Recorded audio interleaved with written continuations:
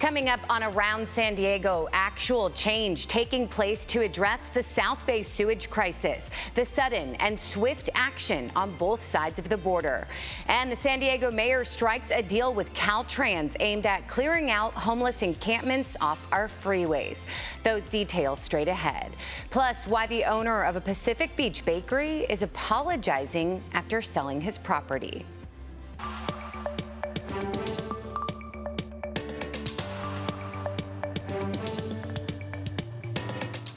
Hello and welcome. Thank you so much for joining us as we take you around San Diego. I'm CBS 8's Jenny Day, and I'll get you caught up on a week's worth of news, and we'll look ahead in less than 30 minutes. We do begin with a major development in the years-long effort to address the South Bay sewage crisis. The administrator of the Environmental Protection Agency and environmental leaders from Mexico signed an agreement that aims to put an end to sewage flowing from Mexico into the U.S. The agreement requires both the U.S. and Mexico to fast-track infrastructure projects on both sides of the border. The EPA will also release funding to fix key pump stations. In exchange, Mexico has agreed to fund 2 projects this year that, when finished, will divert about 10 million gallons of sewage daily from flowing into the Tijuana River and Pacific Ocean. It also calls for expanding the South Bay International Wastewater Treatment Plant to treat 35 million gallons of sewage per day by next month. Well, now to a surge in people using e-bikes and scooters. It's raising serious safety concerns, prompting city leaders in Chula Vista to take action. As CBS 8's Brian White reports, the city just approved changes this week to keep riders and pedestrians safer.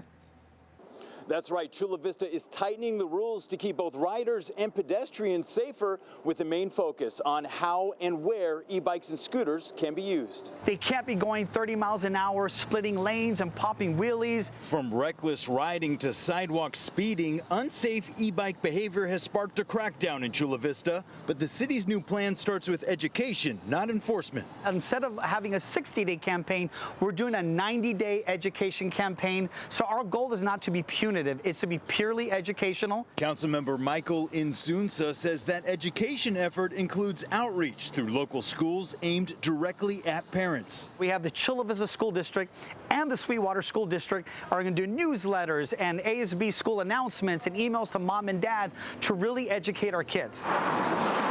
Key rules include no riders under 12 on electric bikes, no one under 18 can have passengers, and no e-bikes or scooters on sidewalks in business districts or near schools. The ones we're really concerned about is the class 3 that goes over 20 miles an hour. That's the danger. Those cannot be riding anywhere on sidewalks. The urgency behind the ordinance follows a tragic accident that deeply affected city leaders. We had an 8-year-old tragically die on an e-scooter. It pulled at the heartstrings of the mayor and the whole council and our whole community. But not everyone agrees with the stricter approach. The restrictions can definitely go too far. We don't want to regulate e-bikes out of existence or put such stringent regulations on them that they discourage use. Ian Hembry with the San Diego County Bicycle Coalition says a lack of safe infrastructure forces kids onto sidewalks, and better bike lanes could solve more than rules alone. The better approach, rather than regulation, is to provide better infrastructure, like this beautiful cycle track on J Street that allows bikes their own space, separated from motor vehicle traffic. Fines for violations can reach up to $250, and in serious cases, police may confiscate bikes. But for now, the focus is education first. These rules, with some slight modifications, will see a final vote on August 5th, and it will take effect 30 days later. Back to you. Brian, thank you. Well, now to congressional testimony from the vice president of the San Diego Unified School Board. This week's hearing centered around a Trump administration proposal to offer families vouchers to attend private schools in hopes of improving literacy. Richard Barrera argued that is not the solution. Before his testimony, Barrera told us he hoped the administration would do what he says is right, instead of using those funds for private school tax credits. You can continue the bipartisan advocacy efforts to demand that the President Trump releases $5.4 billion of illegally impounded funds in a budget that you have already passed. Yeah, the White House had frozen $6.2 billion in public school grants, citing they were not aligned with the president's priorities. San Diego County schools were set to receive $50 million of that funding. This week, the administration did release $1 billion for after-school programs, but the remaining funds stay frozen. A pending lawsuit is seeking to try and get the remaining money released. And San Diego County will now teach small businesses how to navigate possible ICE raids. Supervisors approved a program to educate owners and employees about their rights.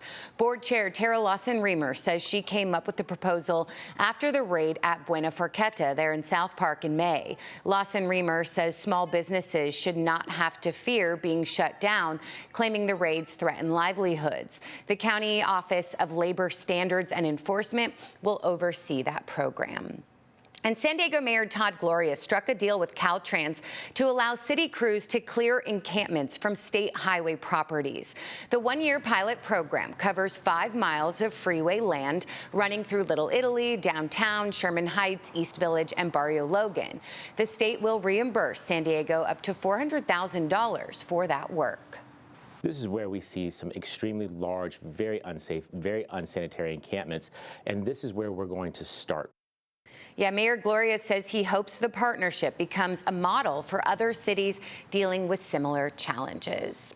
And the Ninth Circuit Court of Appeals is striking down California's law requiring background checks for ammunition purchases, calling it unconstitutional. The ruling upholds a San Diego federal judge's decision and represents a major victory for gun rights groups who sued the state over the law. The court found the requirement violates Second Amendment rights and is not consistent with historical firearm regulations. California's Attorney General is likely to appeal the decision. But for now, the law cannot be enforced. Also this week, the San Diego City Council voted in favor of capping the number of accessory dwelling units, or ADUs, that can be built on single-family lots. Now, this means, a maximum of 4 ADUs can be built on lots of less than 8,000 square feet, a max of 5 on 8,000 to 10,000 square feet lots, and a maximum then of 6 on lots 10,000 square feet or larger. The council also voted to prevent ADUs from being built on cul-de-sacs in areas with high wildfire risk. The item now heads to Mayor Todd Gloria's office for signature. The new rules will take effect then 30 days after he signs it. We'll keep you posted. Well, the Port of San Diego is identifying the man they say hit the USS Midway with his boat. 40-year-old Frank Deanna was arrested on charges including boating under the influence and hit and run. After the collision, the vessel left the scene and was later found near the Coronado Ferry landing in San Diego Bay. Officers reached out to all 7 people on board and identified who they say was operating the boat. No injuries were reported, and the Midway did not sustain any major damage. Well, the longtime owner of a popular Pacific Beach restaurant is asking for your help. The French Gourmet has been around nearly 50 years, but now owner Michelle Malacott says business is crashing after he sold the property to a developer planning a 23-story tower. Malacott claims he had no idea that's what the buyer intended when he accepted the offer. The move has sparked protests and a drop in customers.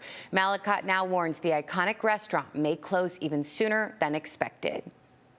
For 6 months of 2025, I've been a financial disaster. I am depleting my personal resources to keep the French Gourmet afloat. Yeah, community groups fighting the tower say they never called for a boycott, but are not surprised by the fallout. It's not a done deal just yet. The city is still reviewing the terms and community impact. And San Diegans will now have the opportunity to give their feedback on a proposal that would raise water bills across the city. The council agreed to set a public hearing to take up this proposed hike. If passed, you could see an increase totaling more than 60% over the span of just 4 years. Sewer rates would also rise by 31% over the same time frame. If approved, the combined monthly water and sewer bill for a single-family home would total roughly $180, according to the Public Utilities Department. Prices increase, many San Diegans will be forced to choose between paying for their water or paying for food.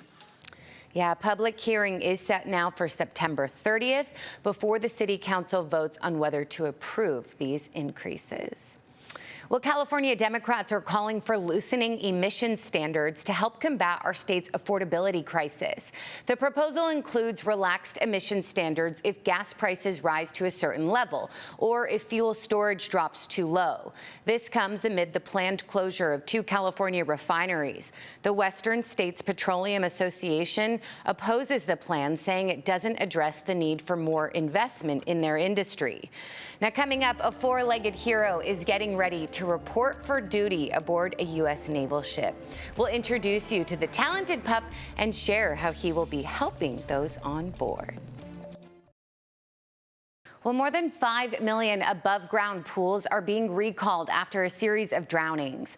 The pools recalled are manufactured by Best Way Intex Recreation and Poly Group, with some sold as long ago as 2002. They have a strap on the outside that may create a foothold kids can use to climb into the pool. So CBS 8 is working for you and spoke to the Prevent Drowning Foundation of San Diego to get tips about how you can keep your family safe. For starters, get your kids swimming lessons early. Make sure an adult is watching when kids are in or near the water, and put at least one barrier like a fence or cover between your kids and the pool. But it turns out that more kids drown when it's not swim time than when it's time to be in the swimming pool, because they sneak out the door. That's why the barriers are so important. Oh, for sure. As for the recall, all pools can be identified by brand and model names listed on the recall notices. Just head to our website, cbs8.com, for the information you need. And remember, if there ever is something you'd like us to look into, just email us at workingforyou@cbs8.com. Well, a 4-legged hero is getting ready to report for duty, not on land, but at sea. A San Diego nonprofit is making waves with its mission to boost morale aboard a U.S. Navy ship. CBS 8's Brian White has the story from Oceanside, where one special dog is about to become a sailor's best friend. Oh, what a good boy. Meet Raider. He's a 1-year-old lab mix that was rescued from a crowded shelter, and right now he's undergoing specialized training for a very important mission. Raider, come. Raider was rescued from a crowded shelter in Riverside and adopted by Shelter to Soldier, a San Diego nonprofit that trains service dogs for veterans. Now he's making history, preparing to live full-time aboard a U.S. Navy ship. While we were visiting sailors on board ships, they were like, I love this. We love when the dogs are here. Can a dog stay with us? And we kind of said, yeah, why not? Let's get you a dog. Sit. Yes, good boys. That dog is Raider, currently in training as the first official morale dog through their Canine Ambassador program. His future home, the USS Macon Island. He's learning to wear his booties. He's learning to wear eye protection. He's learning to go up and down some steep ladder wells. Raider's job won't involve guard duty or sniffing for explosives. Instead, his mission is emotional support, bringing smiles and stability to a crew of about 1,000 sailors. They saw another way to kind of bring smiles to the crew, have a 4-legged crewmate aboard. What makes you happier than a dog? The sailors even got to name him. And when Raider officially moves to the ship full-time at the end of the summer, 5 trained handlers will rotate caring for him. Everyone is just really excited to have, you know, a furry companion to go with them when they're underway. And Raider's personality is sure to mesh very well with his new shipmates. He is very goofy, so he is always, you know, doing something to make us laugh or smile, and he would love nothing more than to get belly rubs and lay on a soft bed 24/7. Raider's journey is fully funded by the community, including sponsors Karen and Jeff Schabel. It's part of Shelter to Soldier's mission to serve those who serve, one paw at a time. Good boy. Brian White, CBS 8. Well, we just hosted a successful Pride, and now the creative chaos that is coming to Comic-Con returned to the Convention Center. There are about 1,000 exhibitor booths there on the Convention Center floor, featuring video games, art, anime, action figures, and comic books. Of course, everywhere you turn, someone is also dressed up as your favorite superhero. Highlights on the floor, of course, included Fantastic Four costumes, a life-size recreation of Superman's first appearance in comics, characters from Wicked made made completely out of Legos. 135,000 people are planning to attend over the 4-day span, and we're told it brings $160 million to the region. Still ahead, new research out of UC San Diego suggests honeybees could be dominating the pollination of native plants. We'll explain in an Earth 8 report next.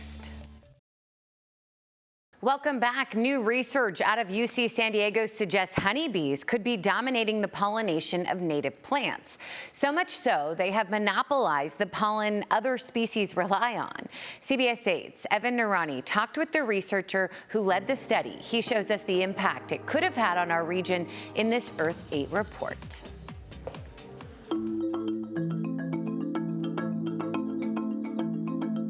Any given day in San Diego, plants and animals are working in harmony, keeping our county the most biodiverse in the continental U.S. But a new study shows that feral, non-native honeybees, bred over hundreds of years, are now posing a risk in the region to the native bee species. We found that up to, on abundantly blooming plant species, honeybees can account for about 90 to 99% of all the visitors, which is a lot, especially since we have such an amazing diversity of native pollinating insects here.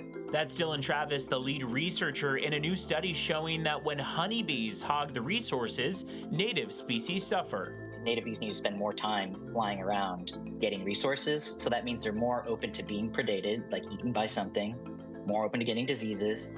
They're not defending their little nests, so there's more of an opportunity for some kind of nest predator to come and eat your eggs. Compounding the problem, hives of honeybees work together with the incredible ability to communicate where the pollen is located, often foraging earlier in the day compared to native bees. Honeybees, by doing this little dance in their hive, can communicate the distance and direction of resources, so location, to their nestmates. And so they can recruit their nestmates to the location of resources. Native bees, for the most part, excluding bumblebees, don't do this at all. Honeybees can even leave behind pathogens and diseases that harm the native species of insects. They also promote more inbreeding between plants, lessening their fitness. A plant will make 1,000 seeds, maybe 200 of them make it to the ground to become plants, and then maybe 2 of them now, because of all this inbreeding oppression, actually make it to adulthood. It just makes it really hard for them to survive. But there is something that can be done. While it would be near impossible to eradicate honeybees entirely, and that's not exactly the goal here, it could be easier to just have more pollen available in general. People could replace their lawns with native plants. What if instead of being limited by floral resources, we aren't anymore, if native bees are? So while it may not be ideal, you can help do your part to help the native bees with more native plants in your yard. San Diego's a very special place, and it's already in peril. We've lost so much of our habitat to just development, invasive plant species and stuff like that. So it's worth protecting. Evan Noorani, CBS 8. Yeah, worth protecting for sure, and some good, easy tips. Hopefully we can make that change. That will do it for us. Thank you for your time. Thank you for staying informed as always.